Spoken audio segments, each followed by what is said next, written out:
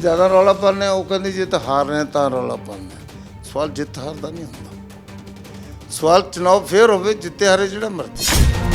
सुनील जाखड़ भी सुपने आते हैं, वो भी अपनी भाषा बोलता। देखो जी कहता हमने बड़े फेर इलेक्शन करवाए। इतनी धांधली तो कहता इससे ज़्यादा धांधली अकाली सरकार में होती थी। इधर धांधली तो भी एडमिट करता। असं हम होर एक्टिव होके 2022 का इलेक्शन लड़ांगे। ਸੇਕ ਕਿਸਾਨੀ ਅੰਦੋਲਨ ਦਾ ਝੱਲਣਾ ਪੈ ਰਿਹਾ ਹੈ ਉਸ ਸੇਕ ਨੂੰ, ਕਿਉਂਕਿ ਉਧਰ ਗੱਲਬਾਤ ਬਣ ਨਹੀਂ ਰਹੀ ਹੈ, ਰੁਕਿਆ ਹੋਇਆ ਹੈ। जब तक 22 का इलेक्शन आएगा वो सब साइड कर देगा, ठीक हो जाएगा। सनम भी समझण लग गई भी इन्हों का ना एक्सप्लाइट किया जा रहा है। ਅਸਲੀ ਔਰ ਨਕਲੀ ਕਿਸਾਨ ਦੀ ਪਰਿਭਾਸ਼ਾ ਜਿਹੜੀ ਤੈਅ ਕੀਤੀ ਜਾ ਰਹੀ ਹੈ, ਉਹ ਕੀ ਪਰਿਭਾਸ਼ਾ ਹੈ? जो 26 जनवरी तो पहले तक का था बड़ा अनुशासन भी सीगा, कोई ऐसा का एक्शन नहीं किया जिहदे नाल कि सरकार नूं किते फंड करन दी बारी आ।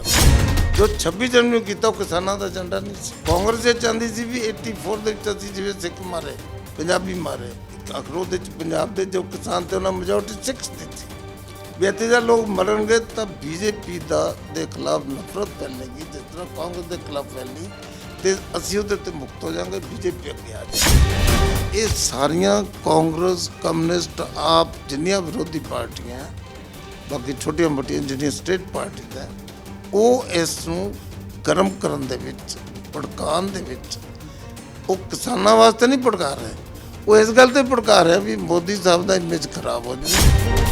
ਕਾਂਗਰਸ ਕਹਿ ਰਹੀ ਹੈ ਕਿ ਜੋ ਗ੍ਰੇਟਾ ਥਨਬਰਗ ਜੋ ਟੂਲ ਕਿਟ ਦੀ ਗੱਲ ਹੋ ਰਹੀ ਹੈ, ਦਿਸ਼ਾ ਰਵੀ ਦੀ ਗੱਲ ਹੋ ਰਹੀ ਹੈ ਜਾਂ ਉਹਨਾਂ ਦੇ ਹੋਰ ਸਾਥੀਆਂ ਦੀ ਗੱਲ ਹੋ ਰਹੀ ਹੈ ਕਿ ਸਾਲ ਦੇ 22 ਸਾਲ ਦੇ ਜਿਹੜੇ ਯੰਗਸਟਰ ਨੇ ਉਹਨਾਂ ਦੇ ਜ਼ਰੀਏ ਤੁਸੀਂ ਡਰਾ ਰਹੇ ਹੋ। ਵੀਰ ਹਕੀਕਤ ਦੀ ਕਿੰਨੀ ਉਮਰ ਸੀ?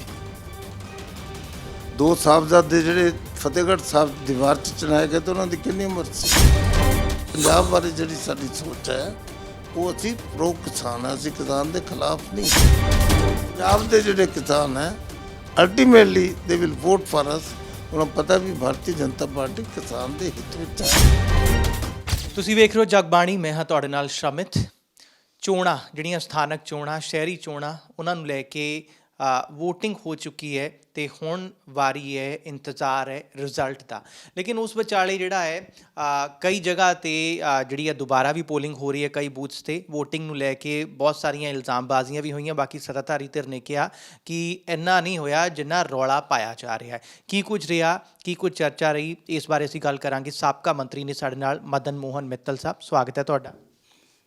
ਬਹੁਤ ਸਵਾਗਤ ਤੁਹਾਡਾ ਕਿ ਤੁਸੀਂ ਮੈਨੂੰ ਆਪਣੇ ਚੈਨਲ 'ਤੇ ਜਨਤਾ ਨੂੰ ਸੰਬੋਧਨ ਕਰਨ ਦਾ ਮੌਕਾ ਦਿੱਤਾ। ਜੀ ਮਿੱਤਲ ਸਾਹਿਬ, ਸਵਾਲ ਇਹ ਹੈ ਕਿ ਜੋ ਵੋਟਿੰਗ ਨੂੰ ਲੈ ਕੇ ਸਵਾਲ ਚੁੱਕੇ ਗਏ ਵਿਰੋਧੀ ਧਿਰਾਂ ਵੱਲੋਂ, ਚਾਹੇ ਤੁਸੀਂ ਸੀ, ਆਮ ਆਦਮੀ ਪਾਰਟੀ ਜਾਂ ਅਕਾਲੀ ਦਲ, ਬਹੁਤ ਤਰ੍ਹਾਂ ਦੇ ਸਵਾਲ ਚੁੱਕੇ ਗਏ, ਪਰ ਸਰਕਾਰ ਵੱਲੋਂ ਜਾਂ ਫਿਰ ਸੱਤਾਧਾਰੀ ਧਿਰ ਵੱਲੋਂ ਇਹ ਕਿਹਾ ਗਿਆ ਕਿ ਕੁਛ ਇੱਕ ਜਗ੍ਹਾ 'ਤੇ ਉਹਨਾਂ ਨੇ ਐਕਸੈਪਟ ਕੀਤਾ, ਕੁਛ ਇੱਕ ਜਗ੍ਹਾ 'ਤੇ ਹੋਇਆ, ਪਰ ਸਾਰੇ ਪੰਜਾਬ ਨੂੰ ਤੁਸੀਂ ਇੱਕੋ ਲੈਵਲ 'ਤੇ ਪੇਂਟ ਕਰਨ ਦੀ ਕੋਸ਼ਿਸ਼ ਕੀਤੀ ਕਿ ਧੱਕੇਸ਼ਾਹੀ ਹੋਈ ਹੈ।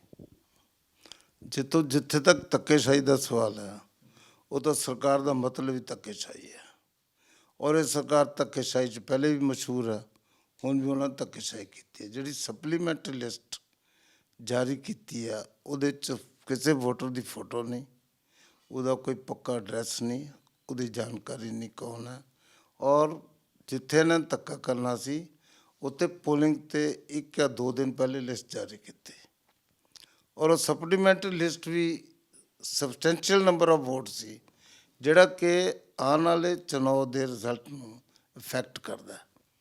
ਜੇ ਅਸੀਂ ਜ਼ਿਆਦਾ ਰੌਲਾ ਪਾਉਂਦੇ ਹਾਂ ਉਹ ਕਹਿੰਦੇ ਜੇ ਤਾਂ ਹਾਰ ਰਹੇ ਤਾਂ ਰੌਲਾ ਪਾਉਂਦੇ।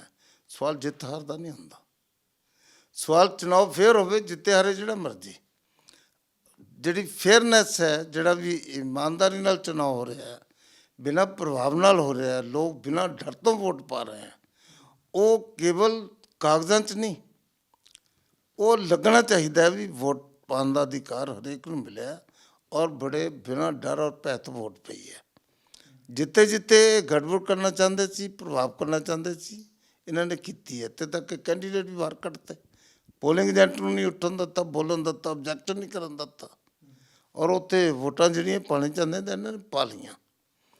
ਕਿਤੇ ਕਿਤੇ ਹੈ ਜਿੱਥੇ ਵੀ ਸਾਰੀਆਂ ਨਹੀਂ ਪਾ ਸਕੇ, ਲੇਕਿਨ ਜ਼ਿਆਦਾਤਰ ਦੇ ਆਰ ਸਕਸੈਸਫੁਲ। ਦੂਸਰੀ ਗੱਲ ਹੈ ਕਿ ਜਿਹੜਾ ਦਹਿਸ਼ਤ ਦੀ ਗੱਲ ਹੈ, ਜਿਹੜਾ ਭੈ ਦੀ ਗੱਲ ਹੈ, ਉਹ ਸ਼ੁਰੂ ਤੋਂ ਹੀ ਸੀ। ਔਰ ਅਸੀਂ ਇਹ ਕੋਈ ਅੱਜ ਨਹੀਂ, ਅਸੀਂ ਵੋਟਾਂ ਦੇ ਬਾਅਦ ਨਹੀਂ ਕਹਿ ਰਹੇ, ਅਸੀਂ ਬਹੁਤ ਪਹਿਲੇ ਇਸ ਗੱਲ ਸਟੇਟ ਇਲੈਕਸ਼ਨ ਕਮਿਸ਼ਨ ਨੂੰ ਵੀ ਫੋਰਵਾਰਨ ਕਰਤਾ ਸੀ। ਇਹਦੇ ਵਾਸਤੇ ਅਸੀਂ ਗਵਰਨਰ ਸਾਹਿਬ ਨੂੰ ਮਿਲੇ ਸੀ, ਇਹਦੇ ਵਾਸਤੇ ਅਸੀਂ ਸਾਰੇ ਜੋ ਪ੍ਰਸ਼ਾਸਕਾਂ ਦੇ ਦਾਇਰੇ ਹੈ, ਈਵਨ ਡੀਜੀਪੀ ਨੂੰ ਵੀ ਮਿਲੇ ਸੀ। ਔਰ ਅਸੀਂ ਉਹਨਾਂ ਨੂੰ ਕਿਹਾ ਸੀ ਵੀ ਪੰਜਾਬ ਪੁਲਿਸ ਇਸ ਨੂੰ ਫੇਅਰ ਨਹੀਂ ਕਰਾ ਸਕਦੀ, ਕਿਉਂਕਿ ਉਹ ਕਮਿਟਡ ਹੈ to the present government, that means the chief minister, home department we chief minister ਕੋਲ ਹੈ। ਇਸ ਲਈ ਹਾਲੇ ਤਾਂ ਸੁਨੀਲ ਜਾਖੜ ਨੂੰ ਵੀ ਸੁਪਨੇ ਆਉਂਦੇ हैं, वो भी अपनी भाषा बोलता, देखो जी कहता हमने बड़े फेयर इलेक्शन करवाए, इतनी धांधली तो कहता इससे ज़्यादा धांधली अकाली सरकार में होती थी। इस मतलब धांधली तो भी एडमिट करता है। सो इस दे नाल ये कहना कि ਅਸੀਂ फेयर इलेक्शन कराए ये गलत है। ਪਰ ਫੇਅਰ ਇਲੈਕਸ਼ਨ ਤੋਂ ਇਲਾਵਾ ਕਾਂਗਰਸ ਦੇ ਅਸੀਂ ਆਗੂ ਨਾਲ ਗੱਲ ਕੀਤੀ, ਉਹ ਕਹਿ ਰਹੇ ਕਿ ਇਹ ਹਾਰ ਦੇ ਜਿਹੜੇ ਬਹਾਨੇ ਲੱਭਣ ਦੀ ਕੋਸ਼ਿਸ਼ ਹੋ ਰਹੀ ਹੈ। ਪਰ ਕੀ ਲੱਗਦਾ ਹੈ ਤੁਹਾਨੂੰ ਕਿ ਤੁਹਾਨੂੰ ਜਿਹੜਾ ਅੰਦੋਲਨ ਜਾਂ ਕਿਸਾਨਾਂ ਦਾ ਜਿਹੜਾ ਗੁੱਸਾ ਹੈ ਜਾਂ ਅੰਦੋਲਨ ਜਿਹੜਾ ਚੱਲ ਰਿਹਾ ਉਸ ਮਾਹੌਲ ਦੀ ਵਜ੍ਹਾ ਕਰਕੇ ਜ਼ਿਆਦਾ ਸੇਕ ਝੱਲਣਾ ਪੈ ਰਿਹਾ ਹੈ ਤੁਹਾਨੂੰ? ਮੈਂ ਤਾਂ ਪਹਿਲੇ ਹੀ ਕਹਿਤਾ ਸੀ ਵੀ ਉਹ ਇਹ ਕਹਿਣਗੇ ਜੀ ਹਾਰਨ ਕਰਕੇ ਇਹ ਬਹਾਨੇ ਭਾਲਦੇ ਆ, ਸੋ ਸੁਪਨਾ ਉਹਦਾ ਆ ਗਿਆ। ਸੋ ਇਸ ਕਰਕੇ ਫੇਅਰਨੈਸ ਦਾ ਉਹ ਕਹਿੰਦੇ justice should not only be done, it should appear to have been done. So ਜਿਹੜਾ ਲੋਕਾਂ ਦਾ ਅਧਿਕਾਰ ਤਾਂ ਵੋਟਾਂ ਪਾਉਣ ਦਾ, ਉਹਦੇ 'ਤੇ ਕਿਤੇ ਨਾ ਕਿਤੇ ਲੋਕਾਂ 'ਤੇ ਛਾਪਾ ਤਾਂ ਵੱਜਿਆ, ਲੇਕਿਨ ਇਹਨਾਂ ਦੇ ਕਹਿੰਦੇ ਫੇਅਰ ਹੈ, ਨਾਟ ਫੇਅਰ। ਹੁਣ ਰਿਜ਼ਲਟ ਆਏਗਾ, ਬਾਕੀ ਤਾਂ ਬੰਦ ਹੈ, ਰਿਜ਼ਲਟ ਪਤਾ ਲੱਗ ਜਾਏਗਾ। ਬਟ ਧੱਕਾ ਇਹਨਾਂ ਦਾ ਜ਼ਰੂਰ ਹੋਇਆ। ਦੇਖੋ ਅਸਲੀ ਇਲੈਕਸ਼ਨ ਜੰਮੂ ਕਸ਼ਮੀਰ ਦੇਖੋ ਤੁਸੀਂ ਕੀ ਹਾਲਤ ਥੀ।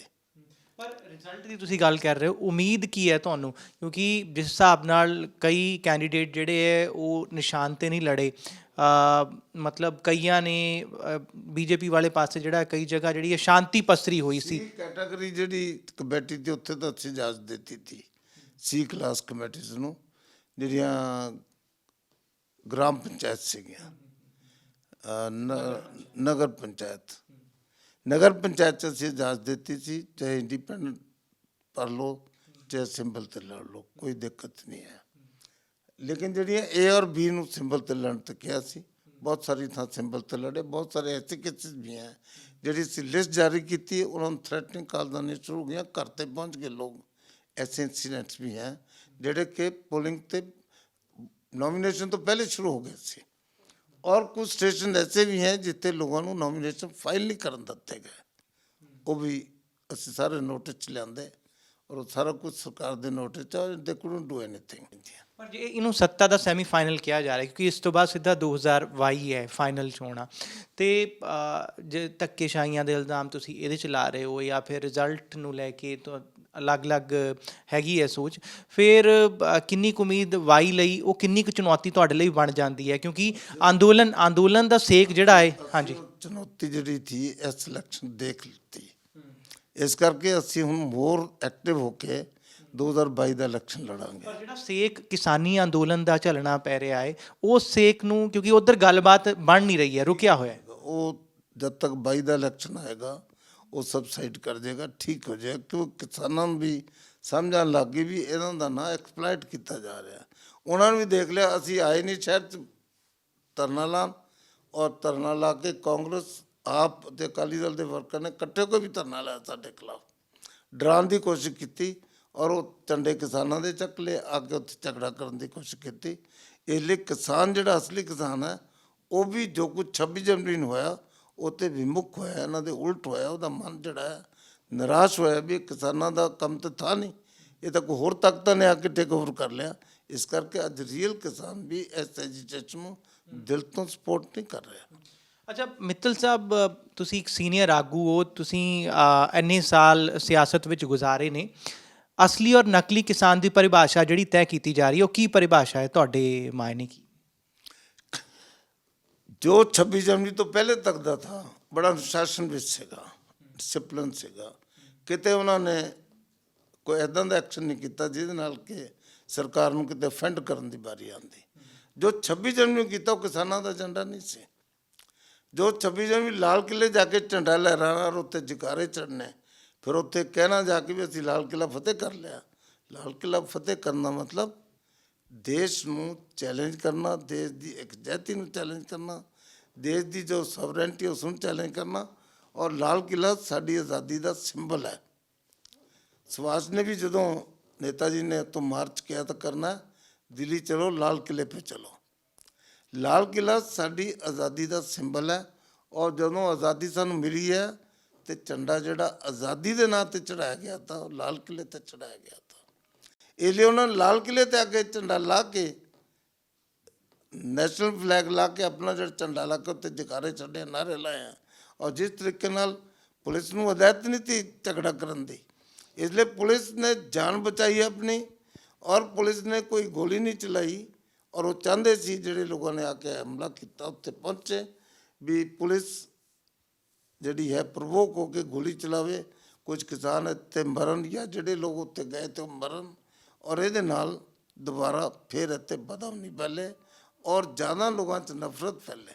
ਕਾਂਗਰਸ ਇਹ ਚਾਹੁੰਦੀ ਸੀ ਵੀ 84 ਦੇ ਵਿੱਚ ਅਸੀਂ ਜਿਵੇਂ ਸਿੱਖ ਮਾਰੇ, ਪੰਜਾਬੀ ਮਾਰੇ, ਅਖਰੋਟ ਦੇ 'ਚ ਪੰਜਾਬ ਦੇ ਜੋ ਕਿਸਾਨ ਤੇ ਉਹਨਾਂ ਮੈਜੋਰਟੀ ਸਿੱਖ ਦਿੱਤੀ ਵੀ ਇੱਥੇ ਦਾ ਲੋਕ ਮਰਨਗੇ ਤਾਂ ਬੀਜੇਪੀ ਦੇ ਖਿਲਾਫ ਨਫ਼ਰਤ ਫੈਲੇਗੀ, ਜਿਸ ਤਰ੍ਹਾਂ ਕਾਂਗਰਸ ਦੇ ਖਿਲਾਫ ਫੈਲੀ, ਤੇ ਅਸੀਂ ਉਹਦੇ 'ਤੇ ਮੁਕਤ ਹੋ ਜਾਵਾਂਗੇ, ਬੀਜੇਪੀ ਅੱਗੇ ਆ ਜਾਏਗੀ। ਬੀਜੇਪੀ ਦੇ ਖਿਲਾਫ ਇਹ ਸਾਰਾ ਮਾਹੌਲ ਹੋਏਗਾ। ਅੱਜ ਵੀ ਉਹਨਾਂ ਦੀ ਭਾਸ਼ਾ ਵੀ ਤੁਸੀਂ ਆਹ ਕਾਰਵਾਈ ਕਿਉਂ ਨਹੀਂ ਕੀਤੀ, ਆਹ ਕਿਉਂ ਨਹੀਂ ਕੀਤੀ, ਤੁਸੀਂ ਰੋਕਦੇ ਕਿਉਂ ਨਹੀਂ, ਤੁਸੀਂ ਕਿਉਂ ਨਹੀਂ ਬੈਰੀਕੇਡ ਕਿਉਂ ਲਗਾਤੇ, ਵੀ ਤੁਸੀਂ ਡਾਇਰੈਕਟ ਐਕਸ਼ਨ ਕਰੋ। ਤੇ ਡਾਇਰੈਕਟ ਐਕਸ਼ਨ ਦੇ ਵਾਂਟ ਕੇ ਵੀ ਹੋਵੇ ਤਾਂ ਕਿ ਅਸੀਂ ਜੋ ਕੁਝ ਕੀਤਾ ਤਾਂ ਉਹਦੇ ਉੱਪਰ ਟੱਪ ਜਾਏਗਾ, ਕਿਉਂਕਿ ਇੰਨੇ ਹਜੂਮ ਦੇ ਵਿੱਚ ਗੋਲੀ ਚਲਾਓਗੇ ਕਿੰਨੇ ਬੰਦੇ ਮਰਨ। ਜੇ ਇੰਨੀ ਮਤਲਬ ਹਲਚਲ ਹੋ ਰਹੀ ਹੈ ਤਾਂ ਕਿਉਂ ਨਹੀਂ ਤੁਹਾਡੀ ਸਰਕਾਰ ਜਿਹੜੀ ਹੈ, ਕੇਂਦਰ ਸਰਕਾਰ ਹੈ, ਉਹ ਬਿੱਲ ਵਾਪਸ ਕਿਉਂ ਨਹੀਂ ਕਰ ਲੈਂਦੀ? ਸਾਰੇ ਆਰਾਮ ਨਾਲ ਆਪਣੇ ਆਪਣੇ ਘਰ ਜਾਣ। ਤੁਸੀਂ ਅਪੀਲ ਤਾਂ ਕਰ ਰਹੇ ਹੋ ਪਰ ਮੰਗਾਂ ਬਾਰੇ ਗੌਰ ਨਹੀਂ ਕੀਤਾ ਜਾ ਰਿਹਾ। ਜਿਹੜਾ ਬੰਦਾ ਇਹ ਕਹਿੰਦਾ ਸਾਨੂੰ ਵੀ ਮੰਗਾਂ ਵਾਸਤੇ ਗੌਰ ਨਹੀਂ ਕੀਤੀ ਗਈ, ਉਹ ਪੋਲੀਟੀਕਲ ਮੋਟੀਵੇਟਡ ਹੈ। ਦੇਖੋ ਸਰਕਾਰ ਨੇ ਵੀ ਕਹਿਤਾ ਵੀ ਅਸੀਂ 1.5 ਸਾਲ ਵਾਸਤੇ ਕਾਨੂੰਨ ਲਾਗੂ ਨਹੀਂ ਕਰਦੇ। ਵਾਪਸ ਕਿਉਂ ਨਹੀਂ ਕਰਦੇ? ਪਰ ਸੁਣ ਲਓ ਨਾ, 1.5 ਸਾਲ ਵਾਸਤੇ ਜਦੋਂ ਸਸਪੈਂਡ ਕਰਤੇ, ਲਾਗੂ ਨਹੀਂ ਕਰਦੇ, ਔਰ ਨਾਲੇ ਕਹਿਤਾ ਵੀ ਤੁਸੀਂ ਜੋ ਤਰਮੀਮ ਕਰਾਉਣੀ ਹੈ, ਜੋ ਤੁਹਾਡੇ ਕੋਲ ਤਜਵੀਜ਼ ਵਾਪਸੀ ਦੀ ਗਰਾਊਂਡ ਨੂੰ ਛੱਡ ਕੇ ਕੋਈ ਵੀ ਜਿਹੜੀ ਤੁਹਾਨੂੰ ਲੱਗਦੀ ਵੀ ਕਿਸਾਨਾਂ ਦੇ ਹਿੱਤ ਵਿੱਚ ਹੈ, ਉਹ ਤੁਸੀਂ ਸਾਨੂੰ ਦੱਸੋ, ਅਸੀਂ ਉਹ ਲਾਗੂ ਕਰਨ ਨੂੰ ਤਿਆਰ ਹਾਂ। ਔਰ ਹੁਣ ਵੀ ਉਹਨਾਂ ਨੂੰ ਕਿਹਾ ਵੀ ਪ੍ਰਧਾਨ ਮੰਤਰੀ ਨੇ ਕਹਿ ਦਿੱਤਾ, ਹੋਮ ਮਿਨਿਸਟਰ ਨੇ ਕਹਿ ਦਿੱਤਾ, ਖੇਤੀਬਾੜੀ ਮੰਤਰੀ ਨੇ ਕਹਿ ਦਿੱਤਾ, डिफेंस मिनिस्टर ने कहता है, and every member and every important functionary of the government and the party है सैट। वो कहते तुम लियाओ क्या थोड़े को सुझाव दो, असी टैलीफोन जिन्नी दूर पे आंदा उन्नी दूर बैठे हैं, तुम टैलीफोन करो, असी तुरंत थोड़ी मीटिंग करने तैयार हैं, सुनने तैयार हैं, और जो थोड़े फायदे की गल है वो लागू करने तैयार है। उन्होंने हुण बिट्टू गड़ा हो कह रहे जो साडा पंजाब दा MP है कांग्रेस का ਕਿ ਇਹਦੇ ਨਾਲ ਜੀ ਮੰਡੀਆਂ ਖਤਮ ਹੋ ਜਾਣੀਆਂ, MSP ਰਹੂਗੀ ਨਹੀਂ, ਇੱਥੇ ਆ ਹੋ ਜਾਏਗਾ ਉਹ ਹੋ ਜਾਏਗਾ, ਅਲਟੀਮੇਟਲੀ ਕਾਰਪੋਰੇਟ ਉਕਸਾ ਕੇ ਆਪਣੀ ਮਰਜ਼ੀ ਦਾ ਮੁੱਲ ਲਾਉਣਗੇ। ਉਹ ਕਹਿੰਦਾ ਦੱਸੋ, ਅਨੁਰਾਗ ਨੇ ਕਿਹਾ ਵੀ ਦੱਸੋ ਕਿਹੜੇ ਪੈਰੇ 'ਚ ਲਿਖਿਆ ਵਾ, ਐਂਡ ਹੀ ਕੁਡ ਨਾਟ। ਆਹ ਤੇ ਪ੍ਰਚਾਰ ਕਰਦੇ ਆ, ਲਾਸ਼ਾਂ ਦਾ ਢੇਰ ਲਾਉਣ ਦੀ ਗੱਲ ਕਰਦੇ ਆ। ਸੋ ਇਸ ਕਰਕੇ ਕਾਂਗਰਸ ਵੱਲੋਂ ਜਿਹੜੀ ਪ੍ਰੋਵੋਕੇਸ਼ਨ ਹੈ, ਕਾਂਗਰਸ ਵੱਲੋਂ ਰਾਹੁਲ ਗਾਂਧੀ ਨੇ ਕਹਿਤਾ ਕਾਂਗਰਸ ਪਾਰਟੀ ਆਪਕੇ ਸਾਥ ਆਪ ਡਟੇ ਰਹੋ। ਸੋ ਇਸ ਕਰਕੇ ਇਹ ਸਾਰੀਆਂ ਕਾਂਗਰਸ, ਕਮਿਊਨਿਸਟ, ਆਪ ਜਿੰਨੀਆਂ ਵਿਰੋਧੀ ਪਾਰਟੀਆਂ, ਬਾਕੀ ਛੋਟੀਆਂ ਮੋਟੀਆਂ ਜਿਹੜੀਆਂ ਸਟੇਟ ਪਾਰਟੀਜ਼ ਹੈ, ਉਹ ਇਸ ਨੂੰ ਗਰਮ ਕਰਨ ਦੇ ਵਿੱਚ, ਭੜਕਾਉਣ ਦੇ ਵਿੱਚ, ਉਹ ਕਿਸਾਨਾਂ ਵਾਸਤੇ ਨਹੀਂ ਭੜਕਾ ਰਹੇ, ਉਹ ਇਸ ਗੱਲ 'ਤੇ ਭੜਕਾ ਰਹੇ ਵੀ ਮੋਦੀ ਸਾਹਿਬ ਦਾ ਇਮੇਜ ਖਰਾਬ ਹੋ ਜਾਵੇ। ਮੋਦੀ ਸਾਹਿਬ ਦੇ ਇਮੇਜ ਨਾਲ ਜਿਹੜੀ BJP ਖੜੀ ਅੱਜ ਇੰਨੀ ਉੱਪਰ ਤੱਕ ਪਹੁੰਚ ਗਈ, ਔਰ ਦੁਨੀਆ 'ਚ ਜੋ ਇਮੇਜ ਬਣ ਚੁੱਕਿਆ ਉਹ ਅਸੀਂ ਡਿਸਟਰੋਏ ਕਰਕੇ ਕਿਸੇ ਤਰੀਕੇ ਨਾਲ ਆਪਣੀਆਂ ਰੋਟੀਆਂ ਸੇਕ ਸਕੀਏ, ਅਸੀਂ ਪੋਲੀਟੀਕਲੀ ਰਿਹੈਬਿਲਿਟੇਟ ਹੋ ਜਾਈਏ। ਉਹ ਨਹੀਂ ਹੋਣਾ ਉਹਨਾਂ ਨੇ। ਪਰ ਕਾਂਗਰਸ ਕਹਿ ਰਹੀ ਹੈ, ਤੁਸੀਂ ਕਹਿ ਰਹੇ ਹੋ ਕਿ ਮੋਦੀ ਸਾਹਿਬ ਦੀ ਇਮੇਜ ਨੂੰ ਢਾਹ ਲੱਗ ਰਹੀ ਹੈ। ਕਾਂਗਰਸ ਕਹਿ ਰਹੀ ਹੈ ਕਿ ਜੋ ਗ੍ਰੇਟਾ ਥਨਬਰਗ, ਜੋ ਟੂਲ ਕਿਟ ਦੀ ਗੱਲ ਹੋ ਰਹੀ ਹੈ, ਜਾਂ ਦਿਸ਼ਾ ਰਵੀ ਦੀ ਗੱਲ ਹੋ ਰਹੀ ਹੈ, ਜਾਂ ਉਹਨਾਂ ਦੇ ਹੋਰ ਸਾਥੀਆਂ ਦੀ ਗੱਲ ਹੋ ਰਹੀ ਹੈ, ਉਹ ਕਹਿ ਰਹੇ ਨੇ ਕਿ ਇੰਨੇ ਛੋਟੇ ਮਤਲਬ ਜਿਹੜੇ 21 ਸਾਲ ਦੇ 22 ਸਾਲ ਦੇ ਜਿਹੜੇ ਯੰਗਸਟਰ ਨੇ, ਉਹਨਾਂ ਦੇ ਜ਼ਰੀਏ ਤੁਸੀਂ ਡਰਾ ਰਹੇ ਹੋ ਕਿ ਮੋਦੀ ਸਰਕਾਰ ਉਹਨਾਂ ਤੋਂ ਡਰ ਰਹੀ ਹੈ, ਇੰਨੇ ਛੋਟੇ ਛੋਟੇ ਬੱਚਿਆਂ ਤੋਂ ਡਰ ਰਹੀ ਹੈ। ਵੀਰ ਹਕੀਕਤ ਰਾਏ ਦੀ ਕਿੰਨੀ ਉਮਰ ਸੀ? 2 ਸਾਹਿਬਜ਼ਾਦੇ ਜਿਹੜੇ ਫਤਿਹਗੜ੍ਹ ਸਾਹਿਬ ਦੀਵਾਰ 'ਚ ਚਲਾਏ ਗਏ ਤਾਂ ਉਹਨਾਂ ਦੀ ਕਿੰਨੀ ਉਮਰ ਸੀ? ਇਹ ਉਮਰ ਦੇ ਕਰਕੇ ਨਹੀਂ ਝਗੜੇ ਹੋ ਰਹੇ, ਔਰ ਉਮਰ ਜਿਹੜਾ ਕੋਈ ਸਿਗਨੀਫਾਈ ਨਹੀਂ ਕਰਦਾ ਵੀ ਕਿਹਦਾ ਕਿੰਨਾ ਤਜਰਬਾ ਹੈ, ਕਿੰਨੀ ਉਹਦੇ ਕੋਲ ਬੁੱਧੀ ਹੈ, ਕਿੰਨੀਆਂ ਚੀਜ਼ਾਂ ਨੂੰ ਕੰਸਪਾਇਰ ਕਰ ਸਕਦਾ ਹੈ। ਉਹ ਇੰਟੈਲੀਜੈਂਟ ਬੱਚੇ ਥੇ ਜਿਨ੍ਹਾਂ ਨੇ ਇਹ ਐਡਾ ਵੱਡਾ ਟੂਲ ਕਿਟ ਬਣਾਈ, ਸਾਰਾ ਸਰਵੇ ਕੀਤਾ, ਅੱਗੇ ਟਾਕਸ ਕੀਤੀਆਂ, ਉਹਦੇ ਪਲਾਨ ਕੀਤਾ ਕਿ 26 ਜਨਵਰੀ ਨੂੰ ਅਸੀਂ ਕਿਵੇਂ ਕਿਲੇ ਤੇ ਝੰਡਾ ਚੜਾਉਣਾ। ਤੇ ਉਹ ਤੁਸੀਂ ਉਹ ਛੋਟੇ ਬੰਦੇ ਦੀ ਗੱਲ ਹੈ, ਆਪਾਂ ਤਾਂ ਨਹੀਂ ਕਰ ਸਕੇ ਪਲਾਨ ਇਹ ਗੱਲ, ਆਪਾਂ ਤਾਂ ਸੋਚ ਵੀ ਨਹੀਂ ਸਕੇ। ਸਰਕਾਰ ਦੀਆਂ ਇੰਨੀਆਂ ਏਜੰਸੀਆਂ ਤੇ ਉਹਨਾਂ ਨੇ ਕਦੇ ਸੋਚਿਆ ਵੀ 26 ਜਨਵਰੀ ਦਾ ਉੱਥੇ ਆ ਕੇ ਝੰਡਾ ਚੜਾ ਦੇਣਗੇ। ਹਾਲਾਂਕਿ ਉਹਨਾਂ ਦੀ ਕਮਿਟਮੈਂਟ 'ਚ ਵੀ ਅਸੀਂ ਸ਼ਹਿਰ ਵੱਲ ਨਹੀਂ ਜਾਵਾਂਗੇ, ਔਰ ਚਲੇ ਗਏ। ਜਿਹੜੇ ਵਿਰੋਧੀ ਆ ਉਹ ਕਹਿੰਦੇ ਉਹ ਤਾਂ ਜੀ ਪੁਲਿਸ ਨੇ ਆਪੇ ਉਧਰ ਨੂੰ ਤੋੜ ਦਿੱਤਾ। ਯਾਰ ਕਿਆ ਗੱਲ ਕਰਦੇ, ਇੰਨੀ ਪੁਲਿਸ ਖੜੀ ਹੈ ਔਰ ਬੈਰੀਕੇਡ ਲੱਗੇ ਹੋਏ ਆ, ਬੈਰੀਕੇਡ ਤੋੜ ਕੇ ਉਹ ਰੈੱਡ ਫੋਰਟ ਵੱਲ ਜਾ ਰਹੇ ਆ। ਇਹਦਾ ਮਤਲਬ ਸਰਕਾਰ ਨੇ ਉਹਨਾਂ ਨੂੰ ਕਹਤਾ ਵੀ ਤੁਸੀਂ ਜਾ ਕੇ ਝੰਡਾ ਲਹਿਰਾ ਲਓ। ਇਸ ਕਰਕੇ ਇਹ ਸਿਰਫ ਐਕਸਪਲੇਨੇਸ਼ਨਸ ਹੈ ਜੀ। ਅੱਛਾ ਮਿੱਤਲ ਸਾਹਿਬ, ਇਹ ਤਾਂ ਰਹੀਆਂ ਮਤਲਬ ਦਿੱਲੀ ਲੈਵਲ ਤੇ ਜੋ ਹੋ ਰਿਹਾ ਹੈ। ਕਿਸਾਨ ਤਾਂ ਹਾਲੇ ਉੱਥੇ ਬੈਠੇ ਨੇ ਆਪਣੇ ਪ੍ਰੋਟੈਸਟ ਨੂੰ ਲੈ ਕੇ, ਸਾਰੇ ਬਾਰਡਰਸ ਡਟੇ ਹੋਏ ਨੇ, ਅੰਦੋਲਨ ਉਹ ਕਹਿ ਰਹੇ ਨੇ ਕਿ ਸਾਡਾ ਉਸੇ ਤਰੀਕੇ ਨਾਲ ਹੋਰ ਵੱਧ ਗਿਆ ਹੈ।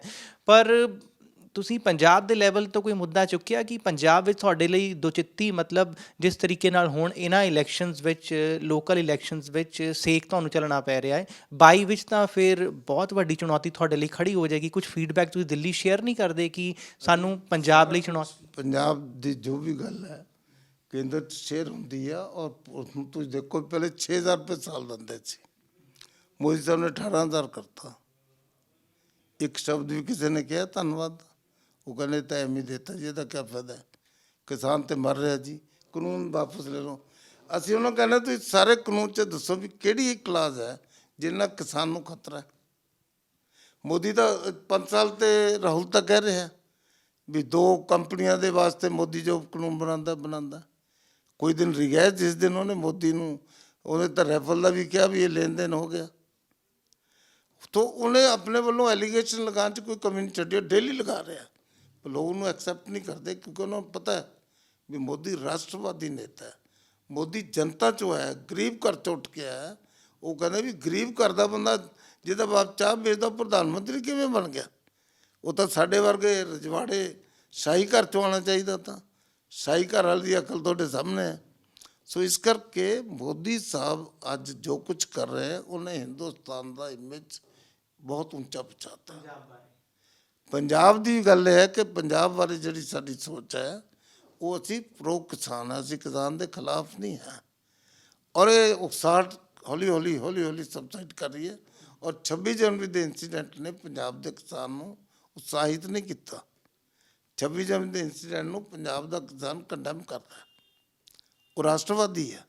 ਸਿਰਫ ਜਿਹੜੇ ਵਿਦੇਸ਼ 'ਚ ਬੈਠੇ ਹੈ ਪ੍ਰੋ ਖਾਲਿਸਤਾਨੀ ਐਲੀਮੈਂਟ, ਉਹ ਫਾਈਨਾਂਸ ਕਰਦੇ ਹੈ। ਉਹਨਾਂ ਦੇ ਥਰੂ ਜੋ ਕੁਝ ਰਚਿਆ ਜਾ ਰਿਹਾ ਉਹ ਹੋ ਰਿਹਾ, ਉਹ ਪਕੜਿਆ ਜਾ ਰਿਹਾ। ਆ ਜਿਹੜੀ ਹੁਣ ਇਹਨਾਂ ਨੇ ਪਕੜੇ ਬੰਦੇ, ਉਹ 'ਚੋਂ ਸਾਰੀਆਂ ਚੀਜ਼ਾਂ ਸਾਹਮਣੇ ਆ ਗਈਆਂ। ਜੋ ਕੁਝ ਇਹਨਾਂ ਨੇ ਪਲਾਨ ਕੀਤਾ ਉਹ ਸਾਰਾ ਸਾਹਮਣੇ ਆ ਗਿਆ ਔਰ ਉਹ ਗ੍ਰਿਫਤਾਰ ਹੋ ਜਾਣਗੇ। ਇੱਥੇ ਵਾਕਿਆ ਚੱਲੇਗਾ, ਸਾਹਮਣੇ ਆ ਜਾਏਗਾ ਸਾਰਾ ਕੁਝ। ਪੰਜਾਬ ਦੇ ਜਿਹੜੇ ਕਿਸਾਨ ਹੈ ultimately they will vote for ਅਸ। ਉਹਨਾਂ ਨੂੰ ਪਤਾ ਵੀ ਭਾਰਤੀ ਜਨਤਾ ਪਾਰਟੀ ਕਿਸਾਨ ਦੇ ਹਿੱਤ ਵਿੱਚ ਹੈ।